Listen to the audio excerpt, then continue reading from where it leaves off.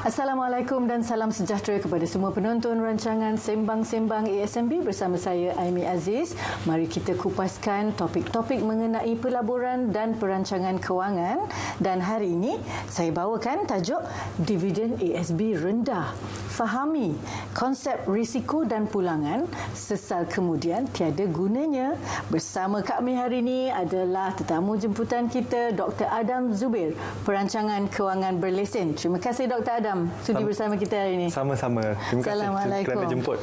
Ya, Doktor, hari ini kita nak berbincang tentang dividen ASB yang rendah. Bila diumumkan baru-baru ni 4.25 sen seunit, Doktor ya. Ramailah yang berkeluh kesah kat luar tu, kenapalah rendah lagi, kenapa tak sama macam dulu. Betul ke Doktor? Saya nak tanya nasihat pakar ni. Adakah pulangan ASB ni terlalu rendah dan tak lagi menguntungkan? Macam mana? Soalan yang menarik, soalan yang biasa saya dapat masa awal-awal tahun. Biasalah selepas ASB. Bertalu-talu lah. Bertalu-talu penuh saya punya message. Tapi soalan ni memang bagi saya soalan yang biasa orang tanya kerana sebab ASB dulu punya pulangan adalah sangat tinggi. Okay, so pulangan 7%, 8%, ada yang 2 digit pun ada kan. Jadi bila baru-baru ini ASB umumkan pulangan adalah 4.25 sen seunit.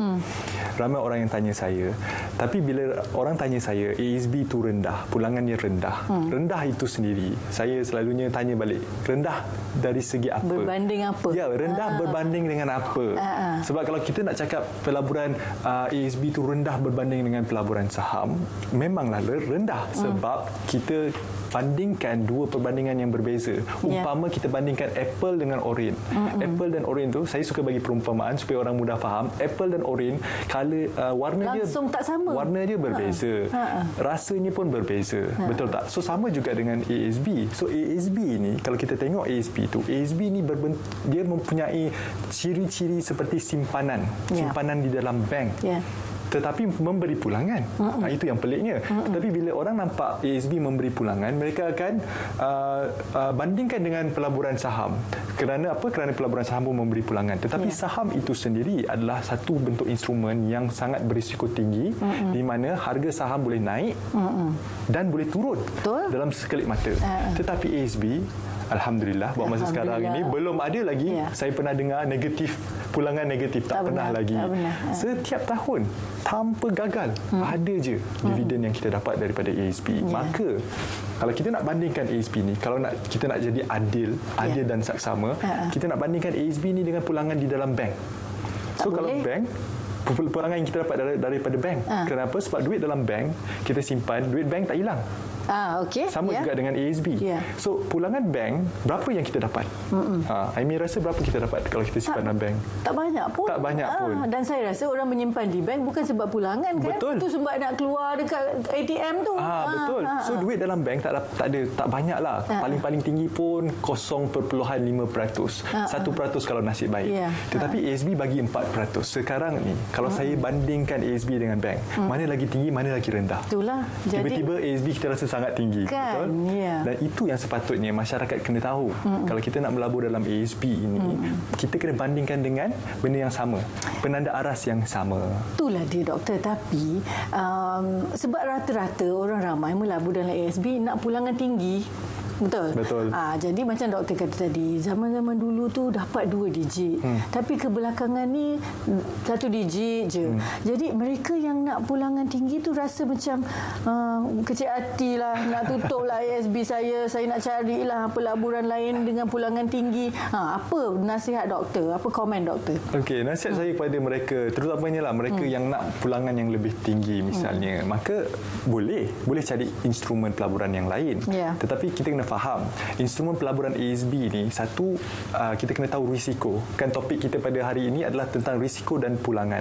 So risiko simpan duit dalam ASB adalah sangat-sangat rendah kalau kita bandingkan dengan instrumen pelaburan yang lain yang memberi pulangan yang lebih tinggi. Misalnya seperti saham, pelaburan hartanah, pelaburan cryptocurrency dan sebagainya. Betul? Itu satu yang pertama. Doktor, bukan dia kalau risiko tinggi, kalau nak pulangan tinggi, risiko selalunya tinggi? Bukan macam tu ke? Ya, betul. So, kalau kita nak pulangan yang tinggi, kita kena terima risiko yang lebih tinggi.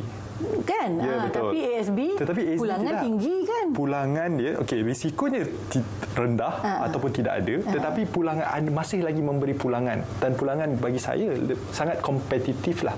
Itu yang saya cakap. Dalam keadaan sekarang. Dalam keadaan sekarang ini, apabila kita tahu apa yang berlaku pada tahun 2020-an, wabak melanda. Bukan saja di Malaysia tetapi di seluruh dunia. Dan mengakibatkan banyak bisnes-bisnes tutup. Betul. Tetapi ASB masih lagi berjaya memberi pulangan. Masih dapat 4.25 tu. Masih lagi alhamdulillah. Betul. Dapat 4.25%. Itu yang saya maksudkan. Risikonya rendah tetapi masih lagi boleh memberi pulangan. Dan yang kedua yang saya suka dengan ASP ni adalah kita tak perlu nak melabur secara aktif. Maksudnya kita boleh simpan duit dalam ASB tutup mata dan duit beranak pinak. Ya, betul. Tapi kalau kita nak melabur dalam saham ataupun nak melabur, nak beli properti, nak beli hartanah, kena tengok tiap-tiap hari. Ya, betul. Kan? Kita kena buat kajian. Kalau kita minat, kita ada masa dan itu tenaga. Itu kami tak boleh. Itu kami memang tak boleh. Kalau Aimi memang kena letak dalam ASB lah.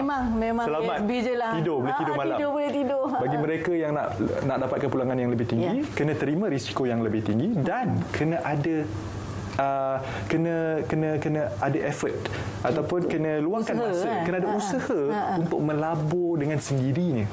Baik. Supaya kita dapat pulangan yang tinggi. Kalau tak, kita akan rugi. Jadi kalau kita dah jelas maknanya ASB tu risiko dia rendah. Betul. Kalau macam tu dia punya pulangan sepatutnya sekitar 1 hingga 2% je lah. Betul doktor? Betul. Kan? Tapi masih dapat bagi 4.25%. Betul. Sangat kompetitif. Tapi untuk mereka yang rasa nakkan pulangan yang lebih tinggi, mungkin pada mereka dah tak sesuai kot ASB ni. Dia dah jadi pelabur yang lebih sophisticated kan, lebih canggih dan berilmu. Mungkin perlu ke pasaran saham ke doktor, macam mana? Ya, bagi mereka yang sophisticated lah kan. Bagi mereka yang nak dapatkan pulangan yang lebih tinggi, seperti apa yang saya cakap tadi, kena melabur kat tempat-tempat lain, pelaburan yang lain, tetapi kena ambil tahu, kita kena fahami dulu risiko dalam instrumen pelaburan tersebut, dan juga yang kedua, kita kena ada usaha. Kita kena letakkan usaha untuk belajar, satu, untuk tambahkan kemahiran kita dan juga tambahkan pengalaman kita untuk buat pelaburan tersebut supaya kita dapat pulangan yang tinggi. Sebab pelaburan-pelaburan yang berisiko tinggi ini, betul kita dapat pulangan yang lebih tinggi, kita pun boleh dapat kerugian yang tinggi juga. Betul. Bila pasaran saham jatuh, seperti apa yang berlaku pada tahun 2020, banyak pasaran saham yang jatuh, ramai pelabur-pelabur yang hilang akal.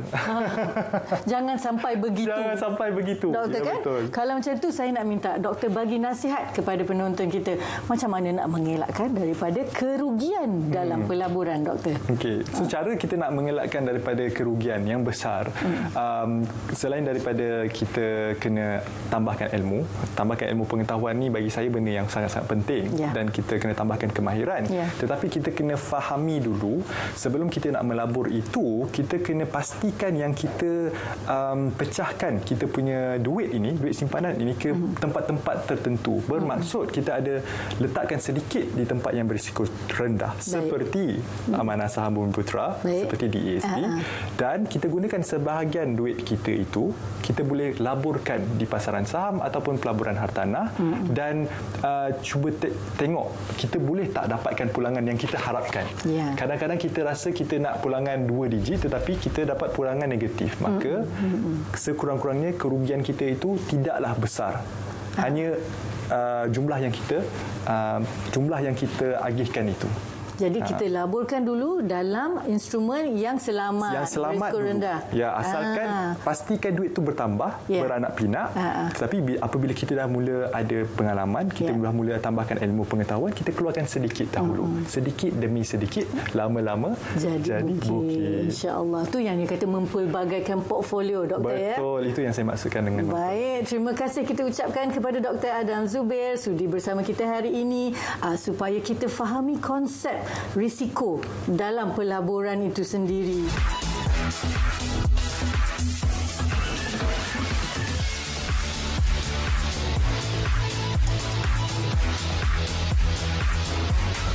Terima kasih kepada anda juga sudi bersama kami hari ini. Teruskan menonton episod-episod seterusnya dengan banyak lagi topik mengenai pelaburan dan perancangan kewangan. Bukan sembang sebarang sembang, ini sembang-sembang ASMB untuk kita hidup senang. InsyaAllah. Janji jumpa lagi. Terima kasih dan Assalamualaikum.